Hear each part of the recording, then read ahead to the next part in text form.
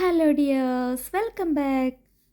ചില ദിവസങ്ങളിലെങ്കിലും നമുക്ക് ചോറിന് കറി ഉണ്ടാക്കാനായിട്ട് ഒരു മടി വരാറില്ലേ? അപ്പോഴൊക്കെ തന്നെ നമുക്ക് എളുപ്പത്തിൽ ഉണ്ടാക്കിയെടുക്കാൻ പറ്റിയ ഒരു റെസിപ്പിയാണ് കേട്ടോ ഇന്നത്തേത്. മുട്ടച്ചോറാണ് ഉണ്ടാക്കുന്നത്. ഇത് ലഞ്ചായിട്ടോ ഡിന്നറായിട്ടോ ഒക്കെ കഴിക്കാൻ പറ്റുന്ന നല്ലൊരു റെസിപ്പിയാണ്. ഇത് കഴിക്കാനായിട്ട് പ്രത്യേകിച്ച് കറികളൊന്നും തന്നെ വേണ്ടതില്ല. ഒരു അച്ചാറോ സാലഡ് ഉണ്ടെങ്കിൽ അത് തന്നെ ധാരാളം. അപ്പോൾ നമുക്ക് റെസിപ്പിയിലേക്ക് പോവാം.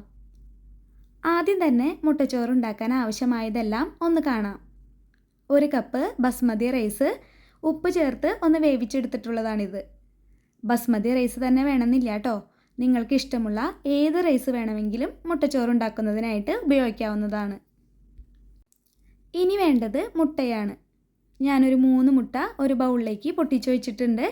ഇതിലേക്ക് 1/4 ടീസ്പൂൺ ഉപ്പും 1/2 ടീസ്പൂൺ കുരുമുളക് പൊടിയും ഇട്ട് കൊടുത്ത ശേഷം നല്ലപോലെ ഒന്ന് മിക്സ് ചെയ്തെടുക്കാം. ഇതുപോലെ ഒന്ന് മിക്സ് ചെയ്തെടുത്ത ശേഷം ഇനി ഇത് നമുക്ക് മാറ്റിവെക്കാം. ഇനി മുട്ടച്ചോറിന് മസാല ഉണ്ടാക്കുന്നതിനായിട്ട് ആവശ്യം വേണ്ടതെല്ലാം ഒന്ന് കാണാം. ഒരു വലിയ സവോള ഇതുപോലെ ചെറുതാക്കി ചോപ്പ് ചെയ്തത്, 1 ടീസ്പൂൺ ഇഞ്ചി അരിഞ്ഞത്, കുറച്ച് കറിവേപ്പില. ഞാനൊരു നാടൻ ടേസ്റ്റിന് വേണ്ടിയിട്ടാണ് കറിവേപ്പില യൂസ് ചെയ്യുന്നത്. കറിവേപ്പിലയ്ക്ക് പകരം മല്ലിയില യൂസ് ചെയ്താലും മതി കേട്ടോ. 3 പച്ചമുളക്, ഒരു തക്കാളി. ഇനി നമുക്ക് കുക്കിങ്ങിലേക്ക് കിടക്കാം. ആദ്യം തന്നെ പാനിലേക്ക് കുറച്ച് ബട്ടർ ചേർത്ത് കൊടുക്കാം. ബട്ടറിന് പകരം 2 ടേബിൾ സ്പൂൺ അളവിൽ നെയ്യോ വെളിച്ചെണ്ണയോ ഉപയോഗിക്കാവുന്നതാണ്. ബട്ടർ നല്ലപോലെ മെൽറ്റായിട്ട് വരുമ്പോൾ ഇതിലേക്ക് ഇനി സവോള അരിഞ്ഞത് ചേർത്ത് കൊടുക്കാം. സവോള ഒന്ന് ചൂടായിട്ട് വന്ന് തുടങ്ങുമ്പോൾ 1 ടീസ്പൂൺ ഇഞ്ചി അരിഞ്ഞതും കറിവേപ്പിലയും പച്ചമുളകും കൂടി ചേർത്ത് കൊടുത്ത് ഒന്ന് ഇളക്കി കൊടുക്കാം. സവോള കളർ മാറി വരുന്നത് വരെ വഴറ്റിയെടുക്കേണ്ടതില്ല. ഇതുപോലൊന്ന് സോഫ്റ്റായിട്ട് വന്നാൽ മതിയാവും. ഈ സമയത്ത് ഇതിലേക്ക് ഇനി നമുക്ക് പൊടികൾ ചേർക്കാം.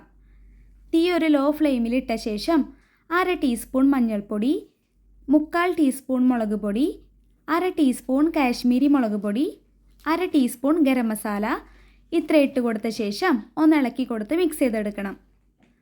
പൊടികളുടെ പച്ചമണം മാറിപ്പോകുന്നത് വരെ ഒന്ന് ചൂടാക്കി മൂപ്പിച്ചെടുത്ത ശേഷം നമുക്കിനി തക്കാളി അരിഞ്ഞത് ചേർത്ത് കൊടുക്കാം. തക്കാളി ചേർത്തത് ഒന്ന് മിക്സ് ചെയ്ത ശേഷം 1/4 ടീസ്പൂൺ അളവിൽ ഉപ്പ് കൂടെ ചേർത്ത് ഒന്ന് ഇളക്കി മൂടി വെച്ച് വേവിച്ചെടുക്കണം.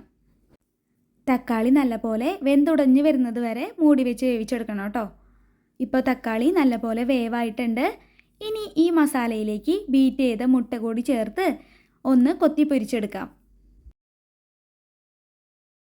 മസാലയുമായിട്ട് നല്ലപോലെ മുട്ട മിക്സാക്കി വേവിച്ചെടുത്ത ശേഷം നമുക്കിതിലേക്ക് ഇനി വേവിച്ച് വെച്ച റൈസ് ചേർത്ത് കൊടുക്കാവുന്നതാണ്.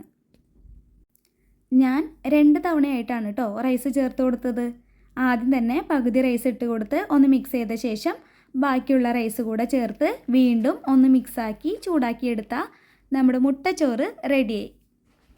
നല്ല ഈസി ആയിട്ട് ഉണ്ടാക്കിയെടുക്കാവുന്ന ഒരു ഹെൽത്തി റെസിപ്പിയാണ്. കുട്ടികൾക്കും ഇതൊരുപാട് ഇഷ്ടപ്പെടും. മുട്ടച്ചോറിന് കോമ്പിനേഷനായിട്ട് ഒരു സാലഡോ അച്ചാറോ ഉണ്ടെങ്കിൽ അടിപൊളിയാണ്. ഇനി ഇതൊന്നും ഇല്ലെങ്കിലും വെറുതെ കഴിക്കാനും ഭയങ്കര ടേസ്റ്റാണ് കേട്ടോ. അപ്പോൾ എല്ലാവരും ഇതുപോലെ ഒന്ന് ട്രൈ ചെയ്ത് നോക്കിക്കോളൂ. റെസിപ്പി ഇഷ്ടപ്പെട്ടെങ്കിൽ വീഡിയോയ്ക്ക് ലൈക്ക് ചെയ്ത് എൻ്റെ ചാനലൊന്ന് സബ്സ്ക്രൈബ് ചെയ്ത് സപ്പോർട്ട് ചെയ്തേക്കണേ. അപ്പോൾ അടുത്തൊരു റെസിപ്പി വീഡിയോയിൽ നമുക്ക് വീണ്ടും കാണാം. അതുവരേക്കും ബൈ ബൈ. Thank you.